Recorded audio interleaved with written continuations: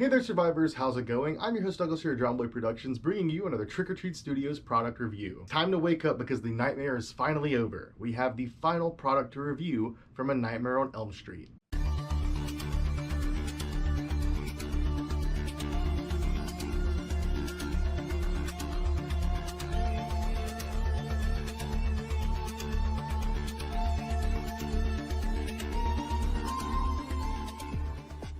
So far this season, we have taken a look at a plethora of different Trick or Treat Studios masks, and I would say products, but I believe today is technically the first non-mask product that we're taking a look at this season. It is certainly a really cool piece, and I think it's very fitting because I believe today, Robert Englund is getting his star on the Hollywood Walk of Fame. And Robert definitely deserves it. He has not only been a part of many different movies and TV series that I'm a huge fan of, most of which I think are massively underappreciated, but also he is someone that has hugely inspired me in life, and I certainly would not be where I am today without Robert Englund. I met him many years ago before I ever started doing this channel or posting any mask work or costumes online. I met Robert, had a very special interaction with him, and it inspired me to do what I'm doing today. So the man of our nightmares helped make my dreams come true. And so far we've taken a look at a couple of different Freddy pieces this season, but this is the one I am most excited for by a long shot. Today we're going to be taking a look at the Trick or Treat Studios A Nightmare on Elm Street Freddy Krueger glove replica. So let's start by looking at the packaging. On the front, of course, you have the branding A Nightmare on Elm Street. You have some claw marks, which are actually all embossed. That's really nice. You have some information here, Trick or Treat Studios replica glove. On the sides, you also have that, which if you are storing these on a bookshelf or something, I guess it would make sense. You would want to see the wording on the side. And the back here is a little bit disappointing. You do have the original poster artwork, which is really cool, but it's really faint in the background. I feel like having that a little bit more vivid would have been nice, unless they were going to put a bunch of words in front of it, but that's just nitpicking. And of course you do have, yet again, the embossed letters here at the bottom. And of course, for all you inbox collectors, they do have a magnetic window on the front you can open to see the glove. And I do like the sweater. It's a pretty cool little touch, although it does look pretty empty. Looks like another place they could maybe put some write-up or something. Not everything needs a full write-up, but I don't know. It's just little touches like, oh, maybe here's some of the history of the glove or something like that that makes me feel like it's an extra cool collector's piece. You can't really notice it that well inside the box, but behind the glove, they do have Freddy's sweater printed there as well, which is a nice little touch, even though it's pretty subtle. Okay, I thought removing the glove would be just as easy as taking the top off, but they do have some twist ties holding it in place. Alright, now that I have freed Freddy's glove from its plastic prison, let's go ahead and take a look at it. I'm going to say just off of first impressions, this is really impressive for a mass-produced replica. I have not removed the tip of the blade protectors yet, but just looking at the glove itself, this thing looks really nice. The closest thing we've gotten to like movie-accurate mass-produced Freddy gloves is from NECA. Don't get me wrong, we have had tons of different Freddy gloves over the years, but some of the NECA ones are as close as we've gotten mass-produced, and a lot of those are still hit or miss. I haven't seen Trick or Treat Studios' entire lineup of Freddy gloves, but this one at least looks really nice. I don't know if these are made off of like a template from the movie glove. I know that there's a ton of different template gloves out there in the community, and I'm not sure if they use that for this one. Every slasher icon has at least one iconic trait about them. Some have two. Freddy Krueger has the most for sure, at least in my opinion. The burnt skin, the sweater, the fedora. All of those independently make you think of Freddy when you see them, but none is more iconic than the glove itself. The history of the glove itself is also incredibly fascinating, not just in the story, but of course in the real world. In the story, Freddy Krueger actually built this himself before he was burned. Of course, we all know this at this point, but in the real world, the inspiration behind this and it coming from Wes's cat is kind of funny, but also really interesting. The whole idea being humanity's primal fear of claws and giving Freddy cat-like claws. I think it's just pretty interesting.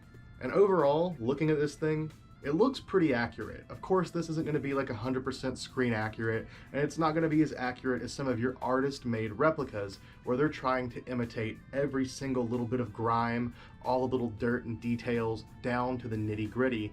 But for a mass-produced piece, I think this looks better than anything we've seen so far. The shape of the blades themselves looks incredibly accurate, And I haven't unwrapped all of these, but I went ahead and unwrapped one here just so you can see all the way down to the point that they did not pull any punches. They really made these nice and sharp and accurate. They also seem to be actually attached to the fingertips, which is really nice because on some of the other replicas, they're just separate pieces that kind of slot into it. And if those ever come somewhat loose, they're gonna fall off and it's gonna be a problem. These, I don't think that's gonna be an issue. Or if they do come off, you're probably not gonna be able to put them back on. The coloration on the blades and the end of the fingertips where the blades are attached is freaking amazing. Again, this is something that may not be 100% accurate. I have not put this side by side with the screen used prop to check accuracy on this, but this is not really something you're going to be able to fix yourself anyway. What you get is what you get. This isn't like a mask that you can repaint and fix up. You might still be able to do some alterations to this, but some of these type of details, you're just stuck with however it's made. But looking at the quality of just the blades and the fingertips so far, that's really, really nice. As for the rings themselves that you actually put your fingers into, it looks like the sizing on those is really nice. I wonder how it fits. One thing I've seen on a lot of other replicas is typically on the pinky, they put this ring too far forward and it's either really, really hard to reach or you can't reach it at all. I will say that the rest of these seem like they've got pretty fluid mobility, especially these first two fingers. This one's a little bit stiff, but the pinky is really, really stiff. I don't know if the rivets are holding it too tight or what, but we'll see if that's a bigger problem. Of course, the glove does have pieces cut out where the fingers are, so you can see the flesh underneath. And that looks to be pretty accurate. I feel like the hand might be cut a bit wider than it needs to be. And also, it looks like it's slit all the way to the edge down here, so that might potentially cause a problem with it ripping. I'm gonna see if I can't fit this thing. I'm gonna be nice and careful, hopefully not to rip it. All right, I have the glove on and it is definitely a tight fit. And it feels a little bit odd, feels a little bit weird here. I'm not a huge fan of how the glove is cut. I feel like the palm is cut a bit too large. The mobility on it definitely feels a little wonky. It feels very limited. But as far as appearance, it's definitely really cool. It definitely has that look.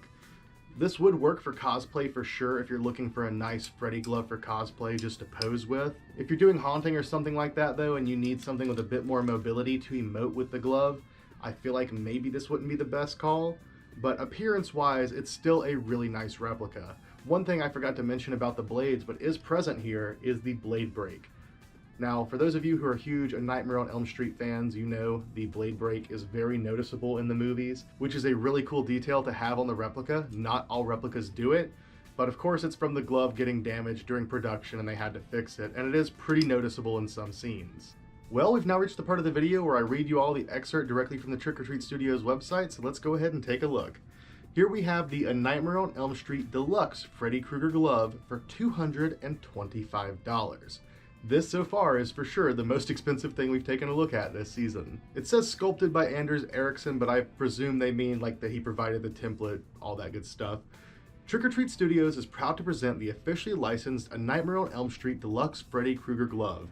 Based on hundreds of screen and behind-the-scenes photographs, every detail of the glove worn by Freddy, as played by the incredible Robert Englund, is present in this glove. Sculpted by the best independent replica glove maker in the business, whose legendary world-renowned work has been seen in the Warner Bros. Halloween event Horror Made Here, Robert Englund's appearance on Comic Book Men, and Robert Englund's personal glove built for him in 2003, which was seen in the episode of The Goldbergs, Mr. Knifey Hands, as well as many other personal appearances on and off screen. The armature is made in copper, the blades are made in stainless steel, and the glove itself is made from the highest quality leather. Get yourself the A Nightmare on Elm Street Deluxe Freddy Krueger glove and show everyone who the King of Nightmares is this Halloween.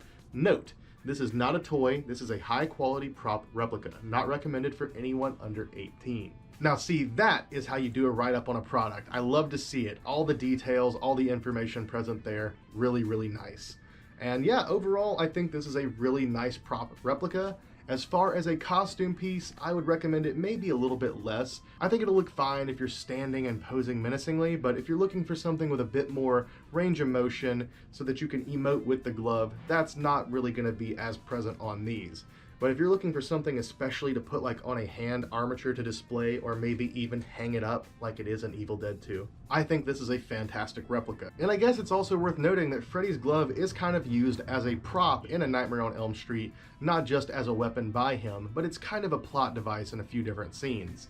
So having it, even just as a prop sitting on its own, is still pretty cool.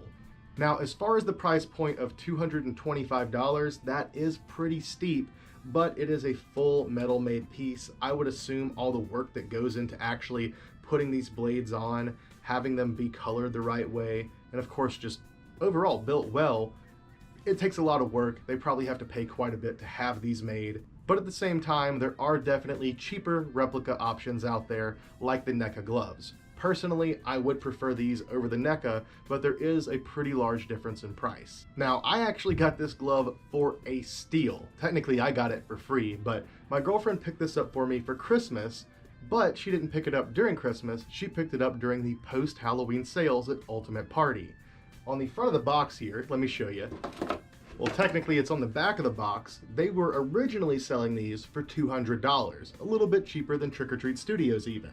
Then they put it on clearance for $100, half price. Then they ended up doing a 90% off sale post-Halloween, even off that clearance price. I got this for $10. Technically she bought it for me, but I ended up with this in my collection for $10. Can't beat that price. Unfortunately, they're going to be a little bit more from Trick or Treat Studios, but if you can find them on sale like that, I would definitely grab it. And with that being said, I think that about covers it for today's video. If you're interested in picking up one of these to add to your collection, I strongly recommend you do. Yet again, I would recommend them more so as a replica piece than a costume piece, but they will still work nice for your costume. And if you're interested in getting yours today, you can pick it up directly from Trick or Treat Studios or one of the many retailers that covers their product. And I think that about covers it. I love you all. Thank you for watching. I hope you enjoyed today's video. Stay tuned for some more videos coming very soon, and I'll see you in your dreams.